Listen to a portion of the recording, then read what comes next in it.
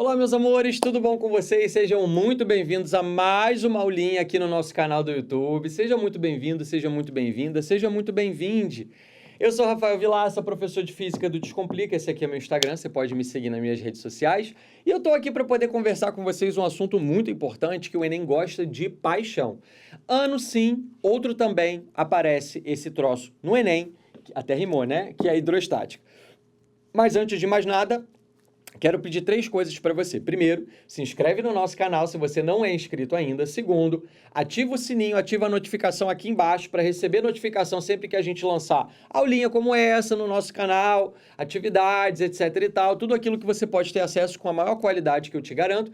E terceiro, é você deixar o seu curtir aqui embaixo, o seu joinha, para que esse vídeo alcance mais pessoas, né? E valorizar também o trabalho do Titio e da equipe do Descomplica, tá bom? Amores, outra coisa antes da gente começar, tem link promocional para você assinar o Descomplica com desconto aqui embaixo, porque tem turma nova na área, é isso mesmo. Se você ainda não começou a estudar para o Enem, o link que está aqui embaixo, ele serve para você assinar o Descomplica com desconto, que o valor é promocional, ou seja, o valor é menor do que o valor que você vai encontrar lá dentro da plataforma. Então, use esse link aqui embaixo para que você possa ganhar um super desconto e assinar o Descomplica com uma super vantagem e ter aula com os melhores professores do Brasil. Dentre eles, cá estou. Amores, vamos lá que a gente vai falar de hidrostática. Primeiro de tudo, hidrostática, né? Estática quer dizer alguma coisa parada, em repouso. Hidro vem de água, então água em repouso. A hidrostática, ela estuda os líquidos em repouso. E aí a gente estende isso para os gases também. Então, na verdade, a hidrostática estuda os fluidos em repouso. Existe uma outra materinha chamada hidrodinâmica, que estuda os fluidos em movimento, mas aparece muito pouco no Enem e é um outro recorte de matéria. Hoje a gente vai dar uma olhadinha para hidrostática. O recorte que eu escolhi para que a gente comece a falar, caso você se interesse e venha assinar o Descomplica, você pode encontrar o conteúdo completo de hidrostática. Mas nesses minutinhos, a gente vai falar um pouquinho sobre pressão, tá bom? Quando a gente fala de pressão na física, a gente vai subdividir dentro da hidrostática a pressão causada, provocada por uma força e a pressão causada por um líquido, tá certo? Então a gente vai dividir a pressão, o conceito de pressão, como sendo pressão de uma força, tá? E aí eu vou falar primeiro dela e depois a gente fala da pressão de um líquido. O que é pressão de uma força? Bom, quando você exerce uma força sobre uma superfície, essa superfície de contato, ela vai ter uma área de contato com você, tá? Então, por exemplo, vamos supor que você tem aqui uma pessoa,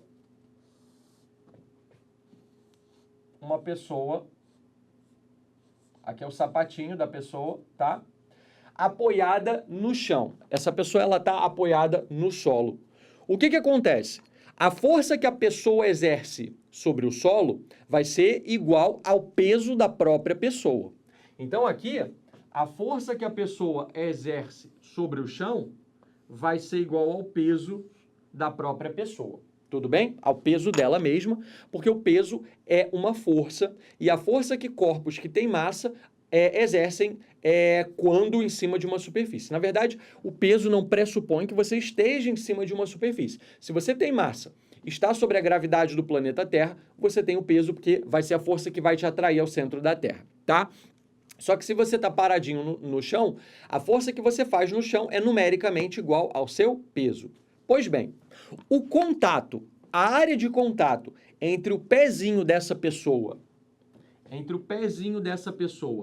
e o chão, nós vamos chamar de área A. Tudo bem? A área de contato, que seria a área do tênis, tá? A área do tênis, eu ia tirar meu tênis aqui para mostrar. A área de contato entre a pessoa e o chão é a área do tênis, né? No caso, a área do sapato, enfim, área de contato entre o pé da pessoa e o chão. Pois bem, nós vamos definir fisicamente a pressão que a pessoa faz no solo como sendo a razão entre a força que ela faz no solo dividido pela área de contato, tá? Então, ó, a definição é assim: pressão é igual a força sobre a área, tá? A gente vai escrever assim, ó, pressão, eu vou botar um PR, só para não confundir com força-peso, tá? Pressão, vou botar PR, é igual a força de contato dividido pela área de contato. Essa daqui é a relação matemática, a relação numérica entre a pressão produzida por uma força, tá bom? Vamos a um exemplo para a gente ver como que a gente pode calcular. Vamos supor que a massa desse rapaz seja de 80 quilos, 80 quilogramas. A aceleração da gravidade vale 10 metros por segundo ao quadrado, tá? Que é o valor da gravidade na superfície da Terra. E eu vou supor que a área de contato entre ele e o chão, a área de contato entre ele e o chão, vai ser de 0,02 metros quadrados, tá? Na verdade, deixa eu botar 0,2 para ficar mais bonitinho, um valor mais realista. 0,2 metros quadrados. Então, essa é a área de contato entre o pezinho dele e o chão, essa é a massa do menininho e essa é a gravidade. Pois bem, a pressão que esse rapazinho exerce no chão é igual ao seu peso sobre a sua área de contato. Por que o seu peso, Vilaça? Porque a força que ele faz no chão, paradinho, é numericamente igual ao peso dele. A força que ele faz no chão é igual ao peso dele. E a área de contato, eu te dei aqui o valor. O peso de um corpo, o peso de uma pessoa é o produto da massa da pessoa pela aceleração da gravidade. O peso de uma pessoa, que é a força que uma pessoa faz no chão, quando paradinha, é o produto da massa pela gravidade. E a área de contato, ó, eu vou chamar de A maiúsculo. Amores, a massa dele é 80 quilogramas, vezes a gravidade, que é 10 metros por segundo ao quadrado, dividido pela área de contato, que é de 0,2 metros quadrados. Bom, 800 dividido por 0,2, 800 dividido por 0,2, um macetinho para vocês. Dividir por 0,2 é a mesma coisa que multiplicar por 5. Então, 800 vezes 5 vai dar 4.000 newtons por metro quadrado. Newtons é a unidade de força, metro quadrado é a unidade de área, e a gente costuma chamar na física essa unidade aqui, ó, Newton por metro quadrado, a gente costuma chamar de Pascal, que é em homenagem a Blaise Pascal, que foi um dos grandes descobridores e desenvolvedores de assuntos dentro da hidrostática como esse, de pressão. Então, 4.000 newtons por metro quadrado, que equivale a 4.000 pascais. Tudo bem? Então, isso daqui é a pressão produzida por uma força. Então, um objeto apoiado numa superfície, uma pessoa apoiada no chão, elas exercem forças nessa superfície, tá bom? Um exemplo bem legal que eu gosto muito de dar, eu estou sem nenhum lápis aqui, mas imagina eu segurando um prego. Quando você segura um prego, você tem a parte da cabeça do prego e você tem a parte pontiaguda do prego. Quando você segura o prego, você faz a mesma força dos dois lados. Afinal, o prego está parado na sua mão, você está segurando o prego. Só que você sente mais dor do lado mais pontiagudo. Por que que isso acontece? Porque no lado pontiagudo, você tem uma área de contato menor. A área entre o seu dedo e a parte pontiaguda é pequenininha, a área de contato. E quando você tem uma área de contato, ó, pequenininha, o denominador é pequenininho, isso vai fazer com que a pressão, ó, seja grandona, seja aumentada. Então, quando você segura um prego, o que que acontece? Você tem a mesma força dos dois lados, no dedo polegar e no dedo indicador, feita por você no prego, só que a área de contato entre o seu dedo e a parte pontiaguda é pequititinha, o que faz a pressão do lado pontiagudo ser mais elevada. E do lado que está a cabeça do prego, você tem uma área de contato maior, e quando a área de contato é maior, a pressão, ó, vai ficar menor. Então, são grandezas inversamente proporcionais. E por isso, quando você segura o prego nas duas extremidades, o lado mais pontiagudo é o lado que você sente mais dor, não porque você aplique mais força, mas porque ali você tem uma pressão mais elevada. Tudo bem? Agora, nesse outro momento da aula, a gente vai falar sobre a pressão. Pressão não de uma força, e sim de um líquido, que um líquido exerce dentro dele, em algum ponto dentro dele, tá bom? E essa pressão do líquido nós chamamos de pressão hidrostática, uma vez que hidro é água, estática é parada, então pressão da água parada, mal relacionando, que dá o nome pressão hidrostática, tá? Pressão hidrostática. E aí, amores, a pressão hidrostática, a gente vai desenvolver uma fórmula aqui, que essa relação é conhecida como teorema de Stevin, tá? Que é importantíssimo para o estudo da hidrostática, aparece praticamente anualmente no Enem, tá bom? Então, olha só, vamos supor aqui que você tenha um recipiente, tá? Um recipiente. Esse recipiente contém líquido, eu vou supor que é água, tá? Então, aqui você tem um líquido, supondo água, tá? E aí, meus amores, esse recipiente, quando aberto para a atmosfera, ele vai estar sujeito à pressão da atmosfera. A pressão da atmosfera, a gente vai chamar de pressão atmosférica, tá? Que são esses vetorzinhos laranja. Se você tem um líquido aberto para o ar, para a atmosfera, então, na superfície desse líquido, você tem a pressão desse ar, a pressão dessa coluna de ar, como se a coluna de ar estivesse exercendo uma força sobre a superfície do líquido. Essa pressão a gente vai chamar na física, vou botar aqui, ó, do ladinho, de pressão atmosférica, tá? PATM é a pressão atmosférica. Daqui a pouco a gente fala um pouquinho sobre ela. Bom, a pressão atmosférica, ela vai estar atuando nesse ponto aqui que eu vou chamar de ponto A, que é a superfície do líquido. Pois bem, você já deve ter mergulhado numa piscina ou no mar, e quanto mais profundo você mergulha, mais você percebe que o seu ouvidinho dói. Por que que isso ocorre, titio? Porque quanto mais você mergulha, maior a coluna de líquido que está sobre você, que está acima de você.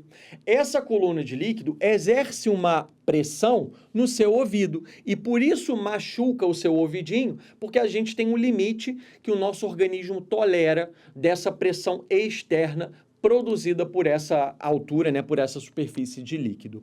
Vamos supor que aqui eu tenha uma determinada profundidade que eu vou chamar de H, tá? De tal forma que, no fundo do recipiente, eu chamo esse ponto de ponto B.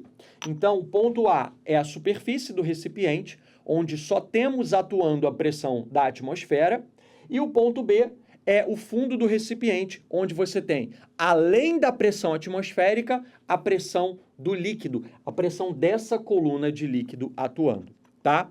Bom, o teorema de Stevin me diz o seguinte, vem cá comigo, que a pressão hidrostática, eu vou chamar de pH, tá, meus amores?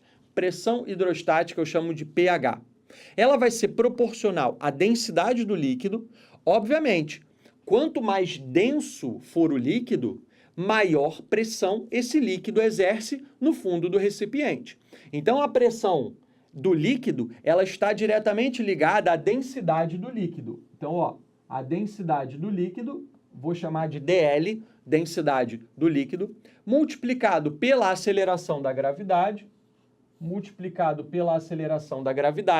multiplicado pela altura da coluna de líquido, que eu vou chamar de H, que é a altura dessa coluna de líquido. Então, essa relação me permite calcular a pressão produzida pela coluna de líquido no fundo do recipiente. Então, vem cá comigo. A pressão hidrostática, que é a pressão do líquido no fundo do recipiente, vai ser igual à densidade do líquido, a gravidade, a altura da coluna de líquido, tá bom? Então, vamos fazer uma legendinha aqui. dL vai ser a densidade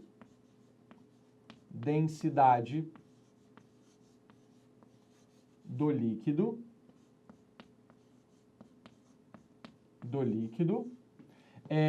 G é a gravidade,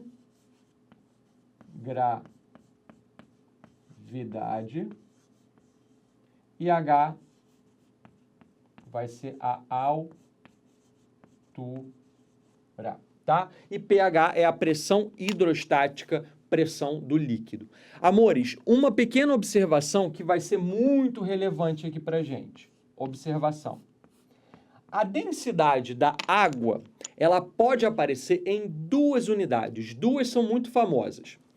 Pode aparecer em grama por centímetro cúbico, tá?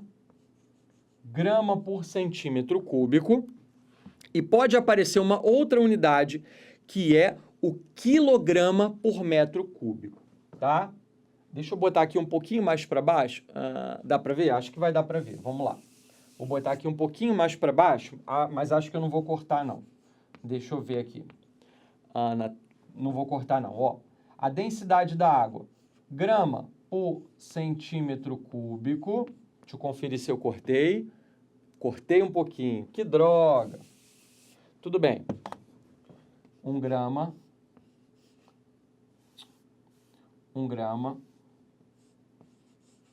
por centímetro cúbico. E a densidade da mesma água, substância água, ela pode aparecer como 1000 quilogramas por metro cúbico. Tá? A gente vai precisar tomar muito cuidado aqui com as unidades apresentadas.